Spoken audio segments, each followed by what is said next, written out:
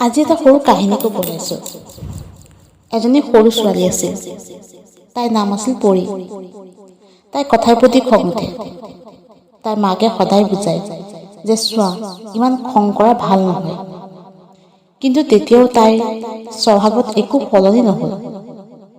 এদিন পৰী হোমৱৰ্ক কৰি আছিল।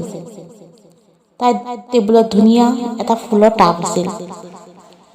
তেতিয়া তাইৰ ভায়েকৰ হাতখন লাগি ফুলৰ টাবটো পৰি ভাঙি থাকিল। আৰু এতিয়া কি? তাই খঙত জঁপিয়াই উঠিল। তেতিয়া তাইৰ মাকে এখন আইনা আনি তাইৰ ওচৰত থৈ দিলে। তেতিয়া তাই খং উঠা ফেচটো আইনাত চালে, যিটো খং উঠাৰ কাৰণে দেখিব বহুত বেয়া লাগিছিল। তাই খং উঠাৰ ফেচটো দেখি তাই খং নাইকিয়া হৈ গ'ল। তেতিয়া মাকে ক'লে, চোৱা পৰী, খং উঠাৰ কাৰণে তোমাৰ ফেচটো কিমান বেয়া লাগিছে, কাৰণ আইনা কেতিয়াও মিছা নকয়। আৰু তেতিয়া তাই গম পালে যে খং কৰা কিমান বেয়া কথা। আৰু তেতিয়াৰ পৰা তাই খং নকৰাৰ কাৰণে নিজেই শপত ল'লে।